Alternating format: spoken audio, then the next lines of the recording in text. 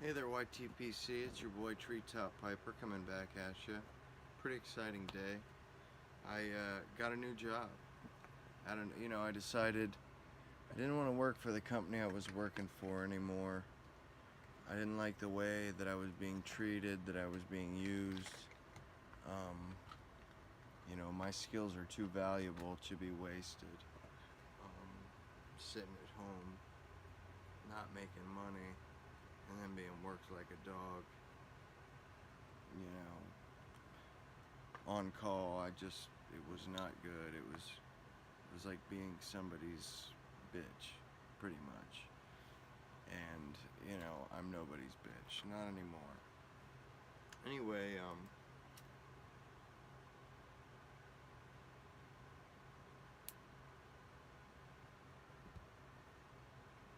last night I had a bowl of Dunhill dark flake that had been sitting in first of all, it was a 2016 batch. I had opened it in 2017, mid to the or August of 2017, jarred it from there.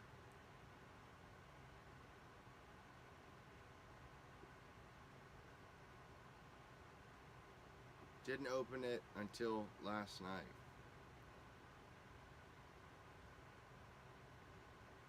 It was a really tasty blend. Really deep, dark mahogany, woody. I was getting the notes of the Perique, but I was really getting these deep, dark Virginia notes, mostly. The Perique almost seemed to just add to that. And right now I thought it'd be a great idea, I'm on this Virginia kick, this vapor kick, to try out cabbie mixture, which is probably about the same age. It was batched about the same age, tinned about the same age, bought at the same time, jarred up at the same time.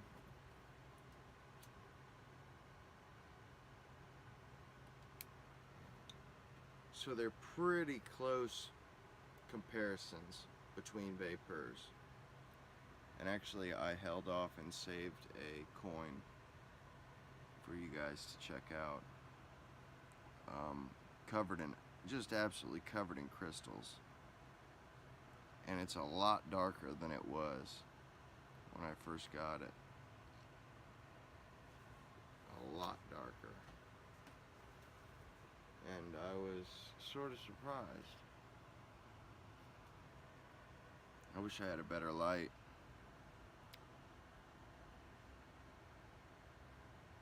But you can see the sparkling even here from this angle. Look at that, look at the sparkles. I mean, really and truly. And it just darkened up so nicely. This is probably a really light blend, a really light coin when I jarred it up, and it has just aged up wonderfully after a year in the jar.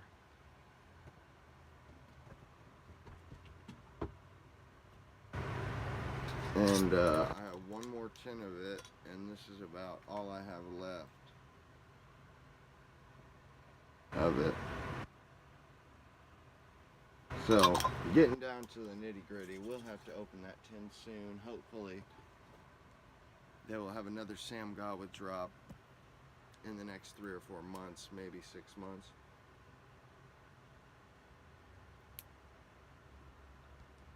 And I'll be able to pick up a few more tins. But this one right here, the Perique seems to be way more at the front end than the Dark Flake. This seems to be more of a Perique blend than Dark Flake was. Dark Flake was like a dark Virginia flake with a condimental amount of Perique. This is almost like a straight up vapor. I wouldn't even call the Dark Flake a straight up vapor. It's more of a condimental vapor. It's a Virginia with a condimental amount of Perique to give it character. Whereas this is downright vapor, like Escudo, like Navy rolls.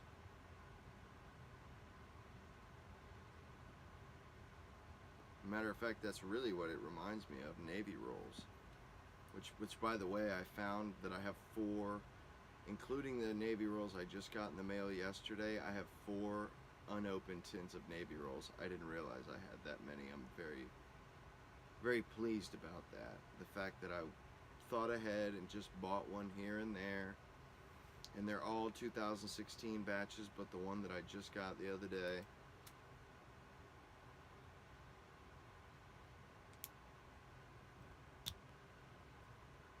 So 3 of them are about 4 years old, plus what I just put in a jar was, or not 4 years old, 3 years old. Plus the one I just put in the jar, that had 3 years on it.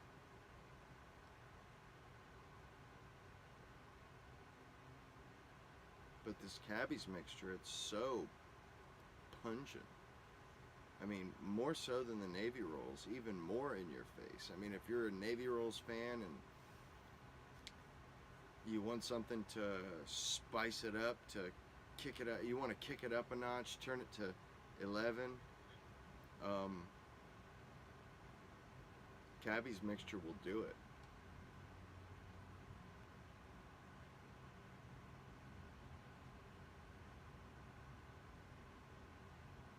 Especially after it gets a real good amount of tin or jar time.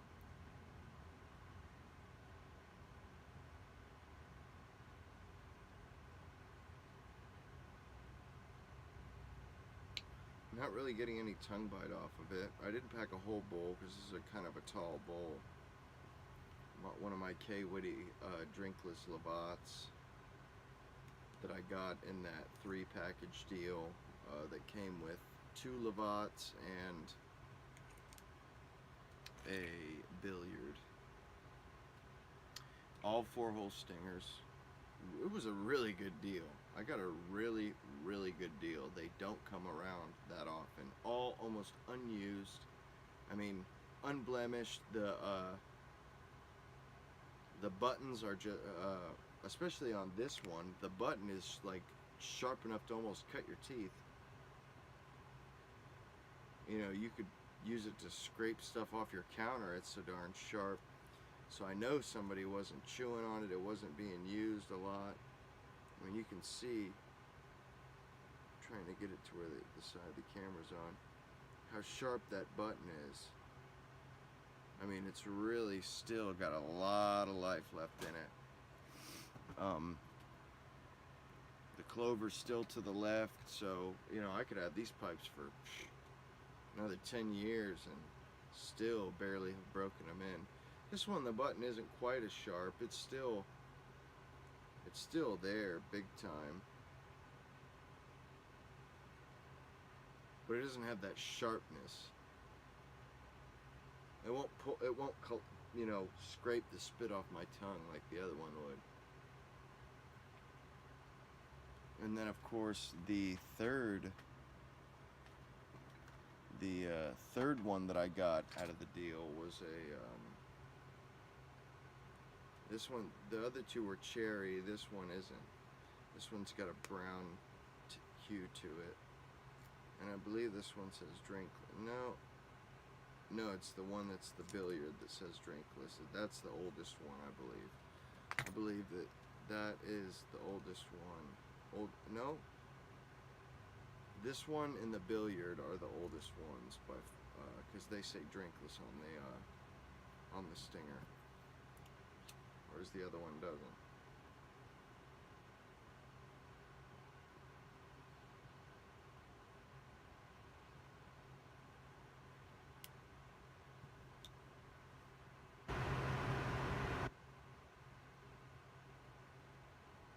Really getting a lot of flavor out of this blend. A lot more than I thought I would. I always enjoyed cabbies mixture, but it was just like all the other fresh blends that I had been trying. It just wasn't. It wasn't anything out of this world. It was good, but it wasn't excellent yet. It needed that time in the jar to gain that.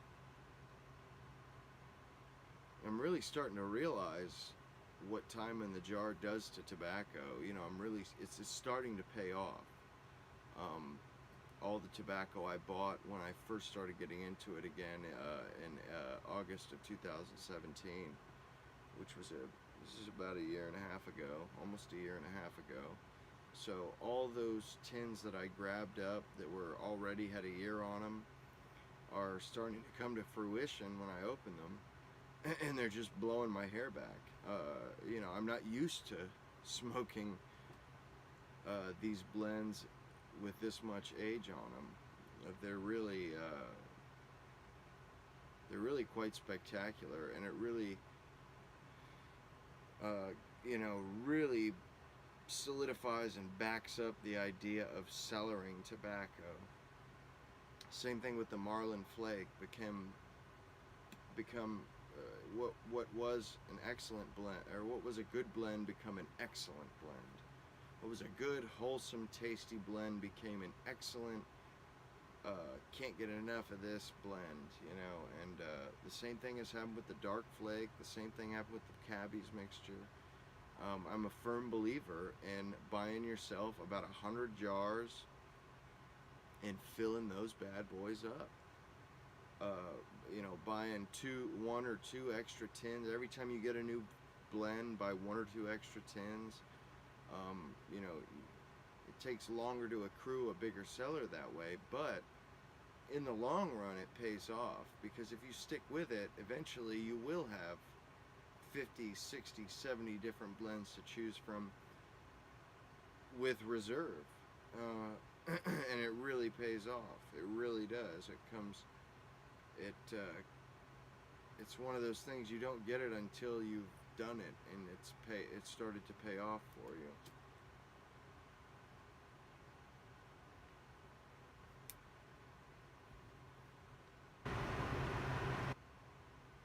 Which, being how I'm on a vapor kick right now, I've done Dunhill Navy rolls, or Navy rolls, Dark Flake, Sam Gaw with cabbie mixture.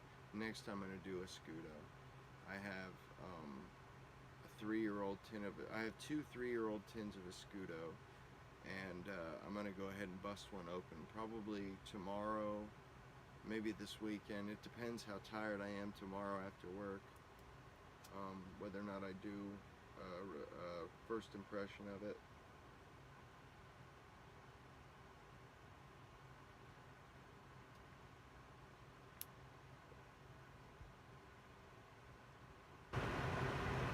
I gave this no dry time.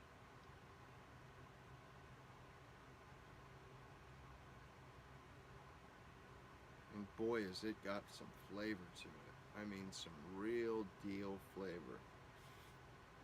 The retrohale is pungent, spicy, you know, almost like a pop in the nose, very pungent. I mean, when you take a big draw, big drag, blow it out through the nostrils, you get a really pungent, almost, you know, eye-watering pungency. Whereas when you take a smaller retrohale,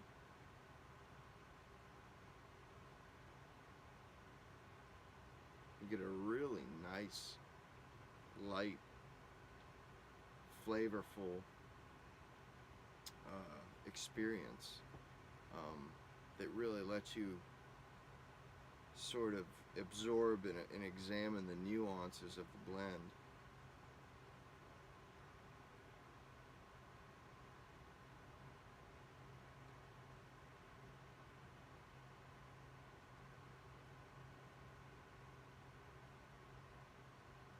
I'm getting a really nice sweet flavor in my mouth. I like a sweet, smoky, fermented flavor.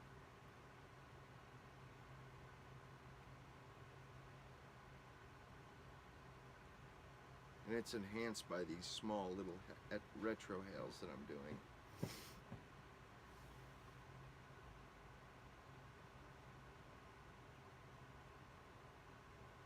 I don't know what it was that made me reach for the cabbies mixture. I guess it was the dark flake last night, but I saw it. I saw cabbies mixture the other day when I was rearranging my tobacco jars, and I guess it just stuck in my head. Need to do video on that. Need to do video on that. You know, want to revisit that.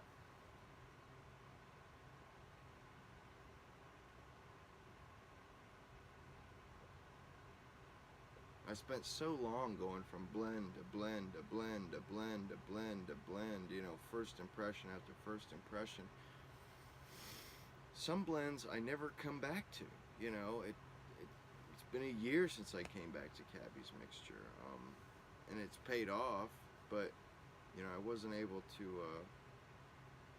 really get the enjoyment out of it that I am now.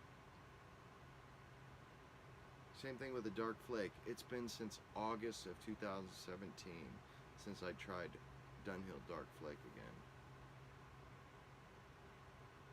And it's the same way with the Cabby's mixture. It has those sparkles. It's become darker. It's become more sparkly. And I have 1 tin of dark flake left unopened, 1 tin of regular flake left unopened, or 2 tins. 1 square of regular Dunhill flake open. I have a tin of Elizabethan. I've got a 2007 tin of Nightcap.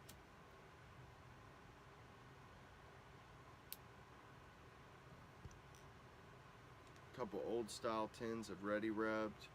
1 old style tin, a 3-year matured.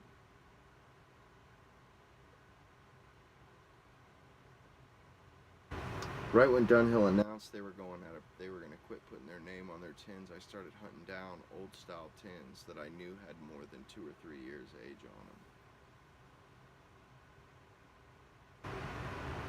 Got a pretty decent sized collection going.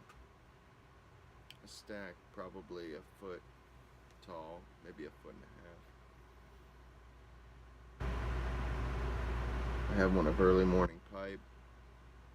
I have one of Standard Mixture Mellow. I have one of London Mixture.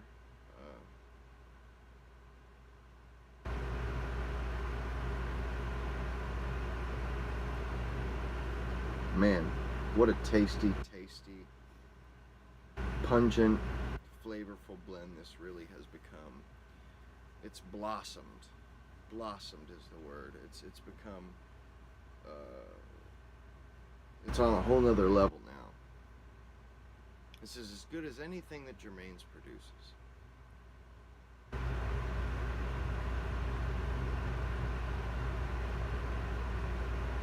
What makes Germain special is that they pre-age their stuff. Their stuff comes when they drop it and you get a hold of some, it's already got years on it. It's already got time on it. So of course it's going to be delicious right off the bat, and you're going to give it 5 stars, and you're going to say how great it was and how it's the best tobacco company out there. But some of these other companies don't do that. They blend it, tin it, and sell it. It's up to you to put the age on it. And when you do that, you end up with blends just as good as any company out there producing tobacco now. Anybody who can lay claim to the best blends, you can do that with any company, period, with time. Or money. You can buy old tins. You can do it with time, or you can do it with money. You can buy cheap tins, stash them away, come back at a later date and enjoy them then. Or you can pony up and pay triple or quadruple and get a 3 or 4-year-old tin.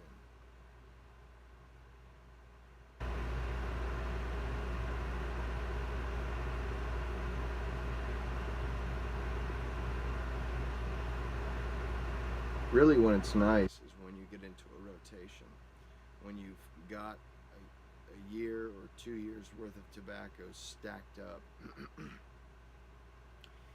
That way you never have to spend money on big bucks on aged tins like I was when I first started smoking. I wanted to try aged stuff and see what it was like. Well, I don't have to do that anymore at all.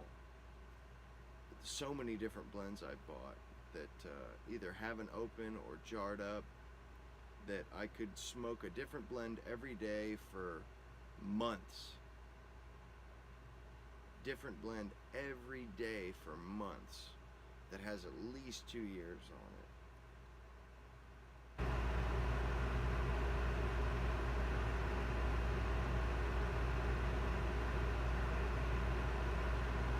That's a really nice thought.